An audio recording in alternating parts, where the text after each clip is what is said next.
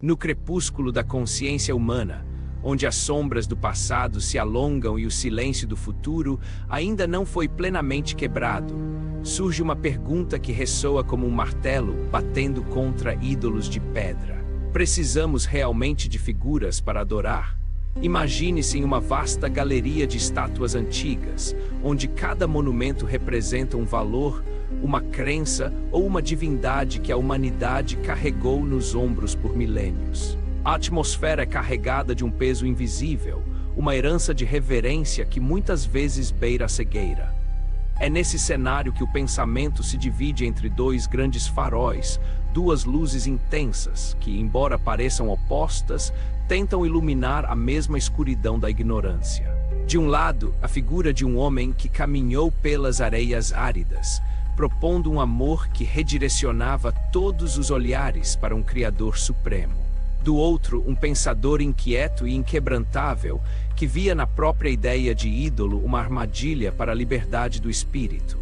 A narrativa que se desdobra não é apenas um embate de filosofias, mas uma exploração profunda sobre a própria natureza do psiquismo humano. Afinal, a vida não acontece nas montanhas ou nos mares, mas no palco interno de cada ser vivo, onde o cenário é montado por conceitos de bem e de mal. Existe uma inquietação constante que persegue aqueles que buscam a verdade. Será que a necessidade de um pastor para guiar o rebanho é uma característica intrínseca da nossa espécie, ou apenas uma imposição cultural que nos impede de caminhar com as próprias pernas? Enquanto as sombras dançam nas paredes dessa galeria existencial, somos convidados a olhar para os ídolos que criamos e a questionar se eles são fontes de luz ou apenas obstáculos que nos impedem de enxergar a vastidão do universo. O mistério que envolve essas figuras é denso, e o desejo de decifrá-los é o que move a busca por um entendimento mais claro sobre quem somos e o que estamos fazendo aqui. O ar torna-se rarefeito conforme mergulhamos nessa análise, pois questionar o sagrado exige uma coragem que nem todos estão dispostos a cultivar. No entanto, o convite está feito, e o primeiro passo nessa jornada de desconstrução e descoberta começa com a percepção de que, talvez, o que chamamos de divindade seja, na verdade, um reflexo das nossas próprias carências e aspirações. O que aconteceria se as estátuas começassem a rachar e o silêncio fosse substituído pelo som da verdade nua e crua? A curiosidade é a faísca que acende esse fogo, e o que virá a seguir promete desafiar as bases sobre as quais construímos nossa noção de realidade. Para compreender a profundidade desse questionamento, é necessário recuar no tempo e observar como o cenário da civilização foi construído. Houve uma época, em tempos tidos como mitológicos, em que a busca pela autonomia do pensamento era simbolizada por figuras como Pandora e Eva. Ambas, em suas respectivas tradições, representaram o convite para que o ser humano pensasse por si mesmo, para que ousasse morder o fruto do conhecimento e construísse sua própria noção do que é certo e do que é errado. Ao fazerem isso, elas não apenas desafiaram ordens superiores, mas estabeleceram o homem como senhor do seu próprio destino, livre da tutela de divindades caprichosas. Esse legado de independência intelectual foi levado adiante pelos gênios da antiguidade, especialmente na cultura helênica, que floresceu na Europa e influenciou profundamente o pensamento ocidental. Durante 7 séculos, a mente humana foi incentivada a se libertar de superstições e de influências de pretensos deuses, buscando na razão e na observação da natureza as respostas para os mistérios da existência. No entanto, algo mudou. A história nos conta que surgiu uma figura cujas palavras pareciam desfazer essa conquista da consciência. Esse homem, que falava com a autoridade de quem conhece os segredos do cosmos, propôs uma nova aliança, mas desta vez, o foco era redirecionar o amor e a atenção da humanidade para um ídolo central. Um criador que exigia ser reconhecido como o dono de todo o palco existencial. A ideia de um rebanho e de um pastor começou a ganhar força. sugerindo que o ser humano, apesar de sua capacidade racional, ainda precisava de alguém que lhe ditasse as regras do jogo. Essa mudança de paradigma criou uma tensão que persiste até os dias de hoje. De um lado, a herança helênica de liberdade e questionamento. Do outro, a necessidade religiosa de submissão e adoração. O contexto geográfico e temporal em que essas ideias se chocaram é vasto, abrangendo desde as terras do Oriente Médio até as grandes capitais europeias onde a filosofia se desenvolveu. O que está em jogo não é apenas uma preferência teológica, mas a própria base da moralidade humana. Porque após tantos séculos de progresso intelectual, ainda nos sentimos impelidos a buscar ídolos que nos validem. Seria essa uma necessidade genética ou uma falha na nossa percepção da realidade? A resposta a essa pergunta é o que move a engrenagem dessa narrativa, prometendo revelar camadas de entendimento que muitas vezes permanecem ocultas sob o véu da crença dogmática. O terreno é fértil para a dúvida, e a dúvida, como bem sabemos, é o solo onde a verdade costuma germinar. No centro desse conflito de ideias, encontramos personagens e perspectivas que moldaram o psiquismo de milhões ao longo dos milênios. A figura do homem da Galileia surge como um ponto de inflexão. Alguém que, imerso em sua própria condição humana e genética, pareceu esquecer as conquistas da autonomia helênica para reafirmar a dependência de um Deus bíblico. Esse Deus, descrito em escrituras antigas, apresenta-se como uma entidade que necessita de veneração, medo e adoração constante, como se sua própria existência dependesse do apoio emocional das criaturas que ele mesmo teria criado. É uma dinâmica curiosa e, sob certos aspectos, contraditória. Um Criador todo-poderoso que, no entanto, parece carecer de algo que os seres humanos possuem. Por outro lado, surge a voz de um pensador prussiano, um homem cujas marteladas filosóficas visavam quebrar a casca dos ídolos apodrecidos para revelar o que havia por trás deles. Ele questionava com uma coragem quase desesperada: para que precisamos desses ídolos, especialmente de um tipo tão peculiar quanto o Deus das escrituras judaico-cristãs? Para aqueles que dependem da crença para encontrar sentido na vida, a negação desses ídolos é vista como uma heresia imperdoável, passível de castigos eternos em lugares de sofrimento indizível.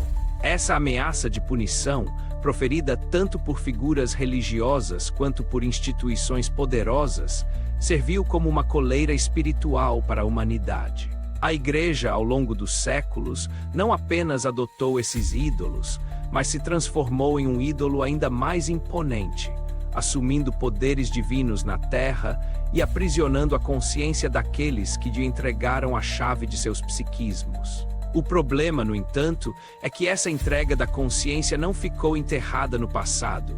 Ela continua a ecoar no presente, moldando comportamentos e decisões em pleno mundo moderno. A tensão central desta história reside na luta entre a busca pela verdade nua e crua e a conveniência de se refugiar sob o manto de uma fé que, embora ofereça conforto, exige em troca a renúncia da inteligência crítica.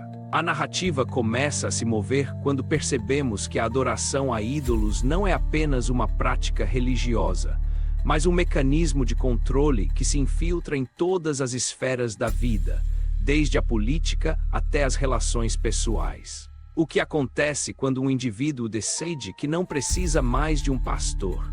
O risco de se tornar um Édipo diante de uma esfinge devoradora é real, mas o prêmio da liberdade pode ser ainda maior. A jornada de descobrimento está apenas começando, e os primeiros sinais de que os velhos pilares estão sendo testados já começam a aparecer. À medida que a narrativa avança, as apostas tornam-se cada vez mais altas e a tensão entre a crença cega e a razão crítica se intensifica.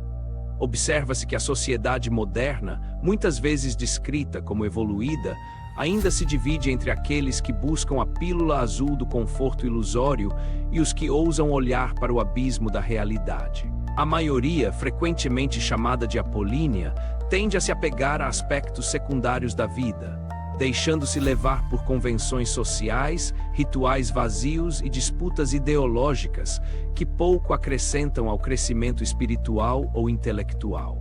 Esses indivíduos tornam-se figurantes em um jogo de poder onde os protagonistas, os ídolos políticos, religiosos ou culturais, são muitas vezes destituídos de qualquer decência ou beleza existencial.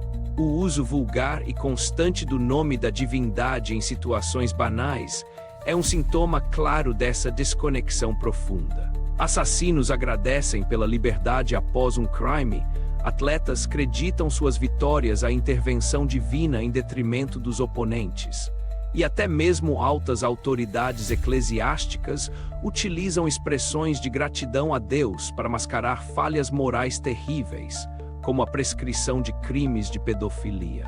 Essa banalização do sagrado revela uma verdade incômoda.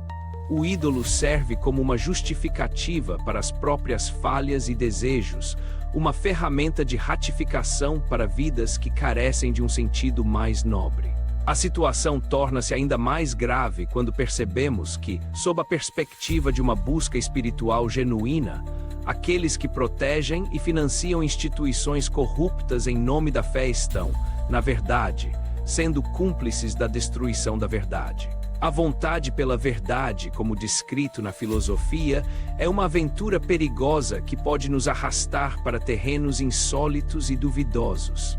Ela nos obriga a perguntar: quem é que em nós realmente deseja a verdade?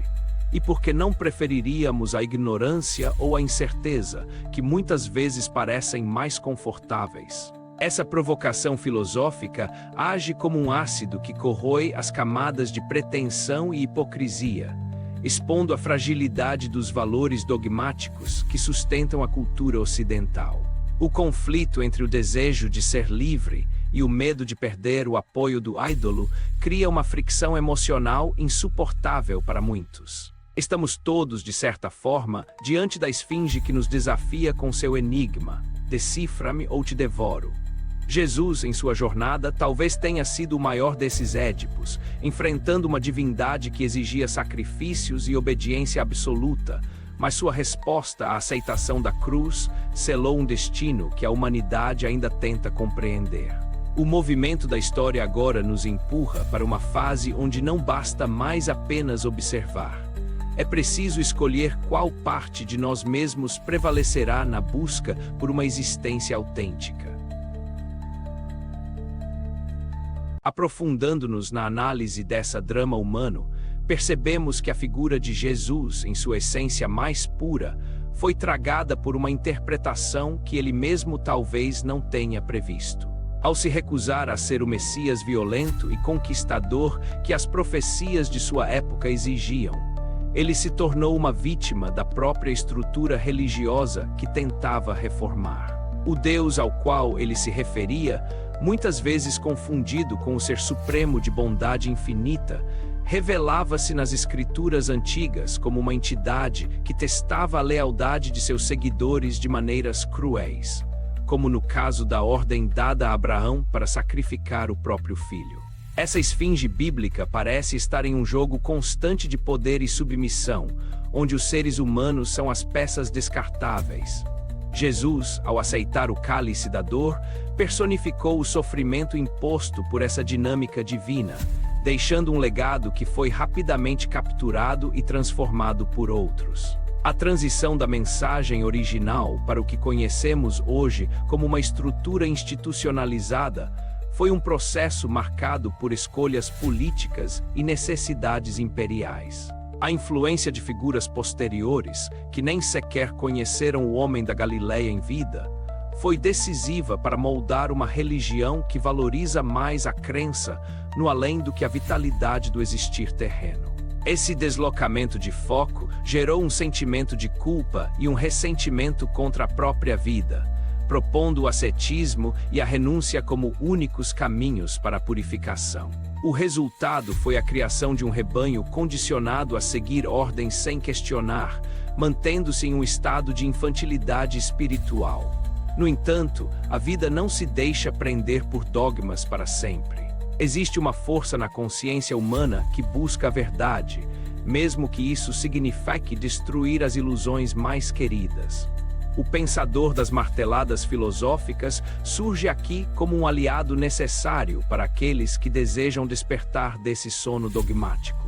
Ele nos lembra que coisas de valor elevado não podem derivar de um labirinto de erros e desejos mesquinhos, mas devem ser encontradas no íntimo do ser, na coisa em si que é imperecível.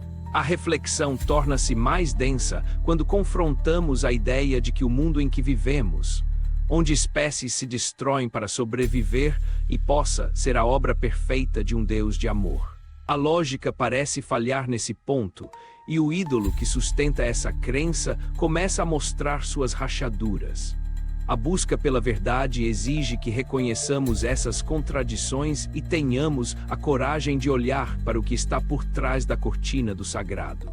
É um processo de amadurecimento que nos convida a sair da zona de conforto e a abraçar a complexidade da existência, aceitando que a luz da verdade pode ser, muitas vezes, ofuscante e dolorosa antes de ser libertadora. A complicação surge quando olhamos para a realidade prática do impacto dessas crenças na sociedade contemporânea. A humanidade parece ter estagnado em um progresso moral que deveria ser muito mais avançado, mas que se encontra gangrenado por conceitos enraizados em um passado de superstição. A produção constante de falsos ídolos não se limita ao âmbito religioso. Ela se expande para a política, onde a disputa entre esquerda e direita se assemelha a um proselitismo infantilizado. Cada lado cria suas próprias divindades seculares, deformando a verdade para atender aos seus interesses de poder, enquanto o rebanho humano carrega esses ídolos apodrecidos sobre os ombros, cansado e sem rumo. O problema central é que a verdade sempre incomoda, independentemente do lado em que se esteja. Quando observamos o mar de mediocridade que inunda os debates públicos e as redes sociais, fica evidente que a maturidade coletiva está longe de ser alcançada. Existe um medo visceral de lidar com a realidade sem o filtro de uma crença ou de um líder que diga o que pensar. Esse estado de dependência é o que permite que figuras de caráter duvidoso continuem a exercer influência, sendo tratadas como seres superiores por aqueles que carecem de uma base de valores sólida. A voz que clama por independência e por um novo tipo de ser humano, o que não prega, mas vive a partir de uma abundância de luz interna, é frequentemente abafada pelo ruído dos fanáticos. A provocação feita aqui é profunda. E se o caminho para a verdadeira evolução fosse justamente perder o mestre para encontrar a si mesmo? Esse conceito desafia a lógica de todas as religiões tradicionais, que baseiam sua existência na necessidade de um mediador entre o homem e o divino. O conflito se intensifica quando percebemos que até mesmo as intenções mais nobres podem ser pervertidas quando transformadas em dogmas. O ide e pregai pode se tornar uma ferramenta de condicionamento se a mensagem transmitida estiver corrompida por uma visão distorcida do que é ser humano. A tensão atinge seu ápice quando confrontamos a ideia de que muitos dos nossos deuses e ídolos preferidos são, na verdade, cúmplices silenciosos de injustiças, protegendo os corruptos e os perversos simplesmente porque estes sabem usar as palavras certas de gratidão e fé. O questionamento sobre a necessidade de ídolos deixa de ser uma abstração filosófica e passa a ser uma questão de sobrevivência moral. Até que ponto estamos dispostos a sacrificar nossa integridade em troca da segurança ilusória de um ídolo? À medida que nos aproximamos do ponto de ruptura, a pressão sobre as velhas estruturas torna-se insustentável. O peso da história, carregado de sofrimento, culpa e manipulação, clama por uma resolução que a simples crença não pode oferecer. A imagem de um homem pregado a uma cruz, entregue por um de seus próprios seguidores sob a pressão de um sistema religioso corrupto, torna-se o símbolo máximo dessa tensão. Jesus, ao apressar o seu fim, talvez tenha tentado interromper um ciclo de incompreensão. Mas o que se seguiu foi a apropriação de seu sacrifício por uma estrutura que valorizava mais o poder terreno do que a liberdade espiritual que ele propunha. A inevitabilidade desse destino trágico parece ecoar na vida de cada indivíduo que se vê diante de uma escolha fundamental: continuar servindo a ídolos que devoram sua vitalidade ou arriscar o salto para o desconhecido da própria consciência. A intensidade do momento cresce quando percebemos que o mundo ao nosso redor está repleto de sinais de decadência desses valores. A utilização do nome de Deus para justificar desde catástrofes naturais até a impunidade judicial é o golpe final na dignidade da ideia do divino. Existe um sentimento de urgência no ar, uma percepção de que a humanidade chegou a uma encruzilhada onde os antigos caminhos já não levam a lugar nenhum. A esfinge está mais faminta do que nunca, e os enigmas que ela propõe agora envolvem a nossa própria capacidade de discernir entre o que é fruto da nossa imaginação medrosa e o que é realidade. O valor da vontade pela verdade está sendo testado ao extremo. Estamos dispostos a admitir que fomos enganados por séculos de filosofia pessimista e crença infantil. A dor de reconhecer o erro é o preço da libertação. O cenário está montado para uma revelação que mudará a trajetória de quem ousa olhar para além do bem e do mal. Não se trata mais de uma disputa intelectual entre dois ídolos do passado, mas de uma batalha pela alma do homem moderno, que se encontra alquebrado pelos fatos, mas ainda possuidor de uma centelha de busca incessante. A pressão aumenta, o ar vibra com a iminência de algo grandioso e terrível, e o silêncio que precede a tempestade filosófica é preenchido pelo som dos nossos próprios batimentos cardíacos, acelerados pela percepção de que o tempo das respostas fáceis acabou.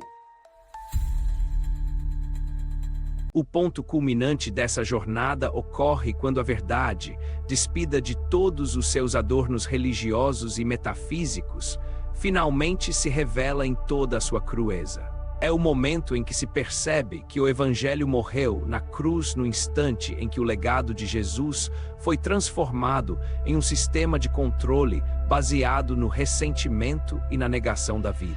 A revelação crítica é que a divindade bíblica, tantas vezes adorada como o ápice da perfeição, assemelha-se mais a uma construção psíquica que reflete as instabilidades e necessidades humanas de poder e punição. O choque de clareza vem com a constatação de que a verdadeira espiritualidade não reside na adoração de um ente externo que exige sacrifícios, mas na transvaloração de todos os valores que nos foram impostos. É a queda definitiva dos ídolos. No coração do continente americano ou nas planícies da Europa, o grito silencioso da consciência desperta ecoa: não precisamos de ídolos. O que precisamos é de uma fonte inesgotável de bondade e luz que emane de dentro de nós mesmos, sem a necessidade de intermediários ou de promessas de salvação em outro mundo. O turning point ocorre quando o indivíduo para de pedir favores e proteção a um Deus que parece jogar dados com a existência e passa a assumir a responsabilidade total por sua jornada. A morte dos ídolos não é um evento de tristeza, mas de uma alegria profunda e libertadora, o maior presente que a humanidade poderia receber. É a transição do estado de rebanho para o estado de criador.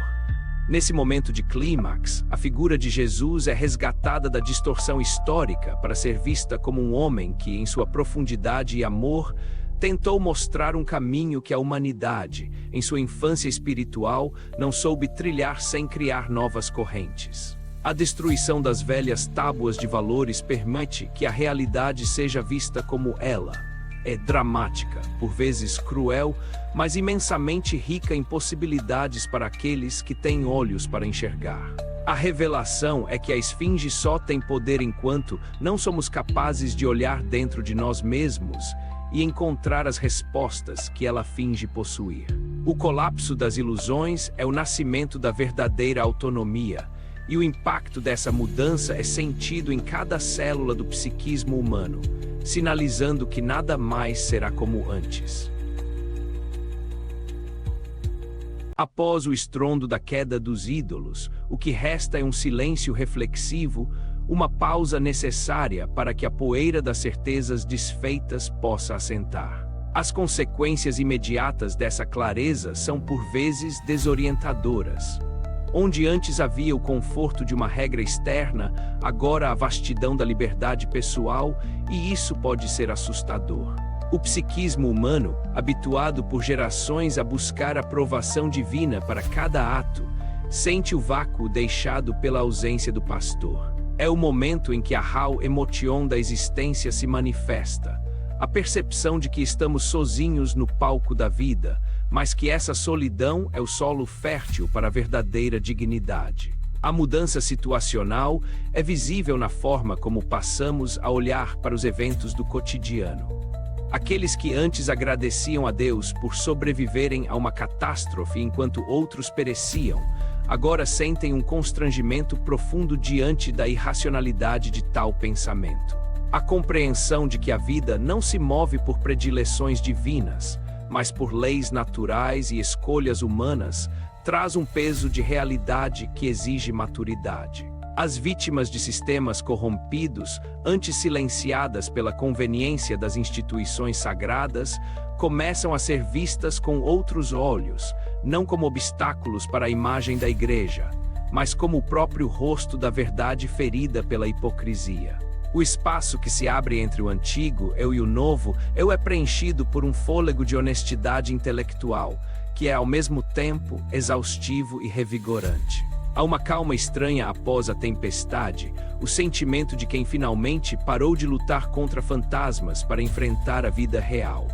As feridas causadas pela má consciência e pelo sentimento de culpa começam a cicatrizar, não através de rituais de purificação, mas pela aceitação da própria natureza humana com todas as suas luzes e sombras. O peso que foi retirado dos ombros permite que o indivíduo se erga com uma postura diferente, mais firme e menos curvada sob o jugo do medo. É o início de um processo de reconstrução sobre bases muito mais sólidas, onde a verdade não é algo a ser temido, mas um elemento vital para o progresso de uma existência decente e autêntica. À medida que os dias passam e a nova realidade se estabiliza, as consequências mais profundas dessa transformação começam a se manifestar de forma harmoniosa. A resolução de conflitos internos que duravam décadas acontece de forma natural, conforme os antigos gatilhos de medo e submissão perdem sua força. A lição central que emerge desse processo é que a verdadeira divindade não pode ser separada da própria essência da vida. O termo Deus, antes usado vulgarmente para justificar mediocridades, é ressignificado ou deixado de lado para dar lugar a uma conexão muito mais profunda com o Deus com letra maiúscula, a deidade incognoscível que não se envolve em jogos de pedidos e favores, mas que permeia todo o cosmos como inteligência e beleza. A transformação interna reflete-se externamente na maneira como nos relacionamos com o outro.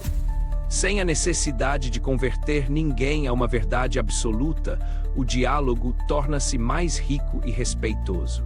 O proselitismo é substituído pelo exemplo de uma vida sábia e virtuosa. Percebe-se que a busca pela verdade não era um favor feito a uma entidade externa, mas uma necessidade vital para a saúde da própria mente.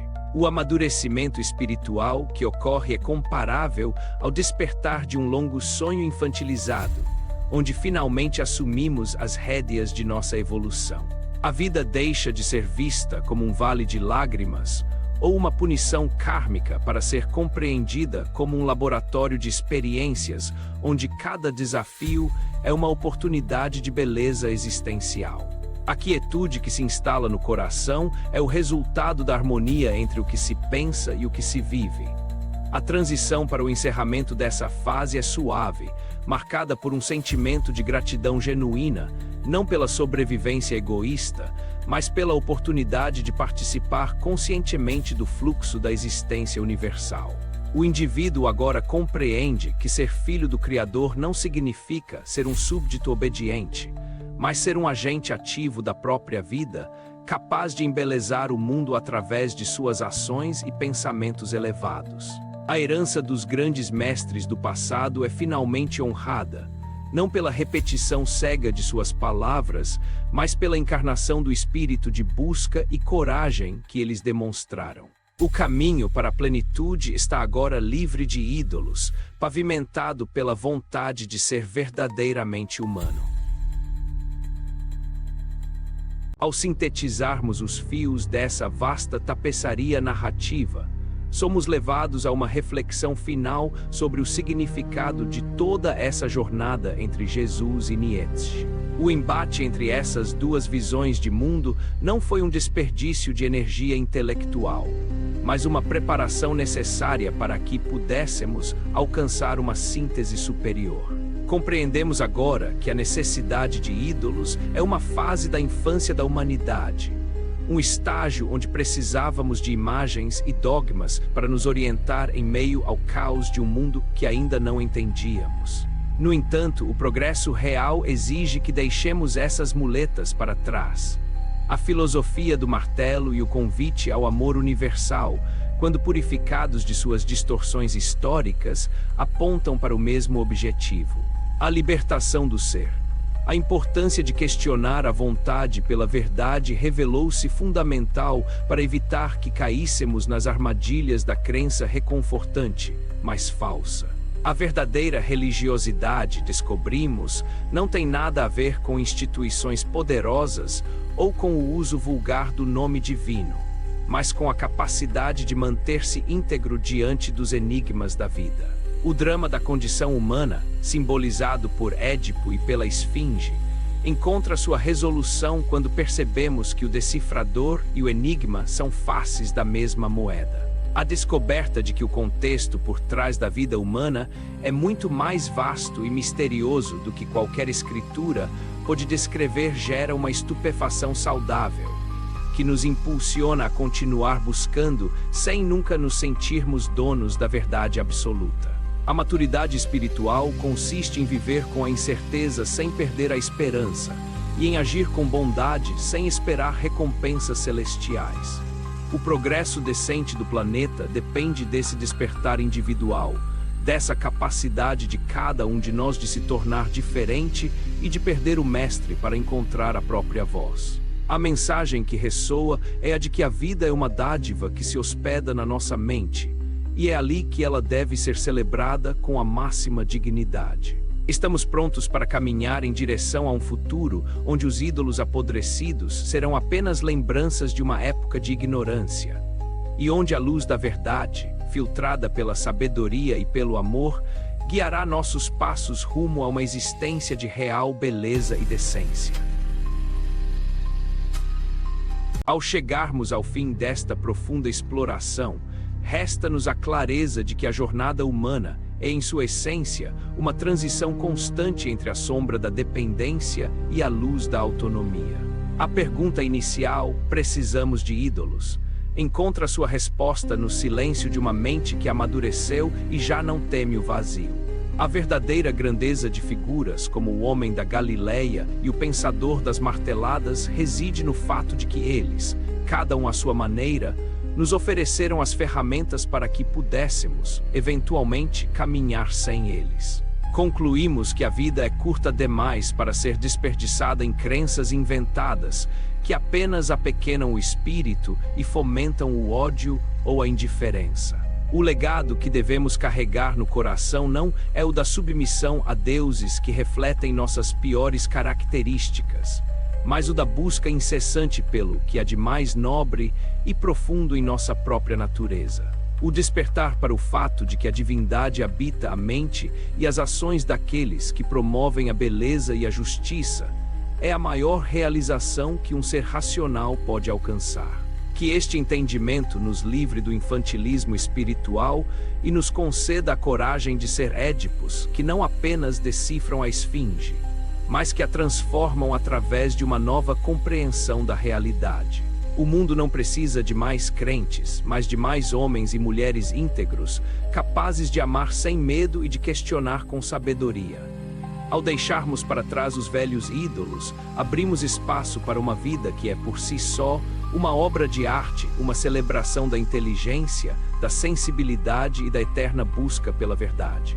Que a clareza obtida nesta caminhada permaneça como uma bússola interna, lembrando-nos de que, independentemente dos desafios ou das sombras que possam surgir, a luz mais poderosa é aquela que acendemos dentro de nós mesmos quando decidimos, finalmente, sermos livres.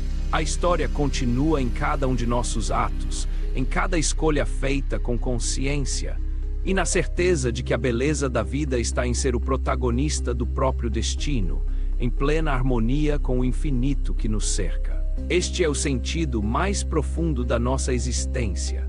Deixar de ser um rebanho para se tornar a própria expressão da vida universal em sua forma mais sublime e autêntica.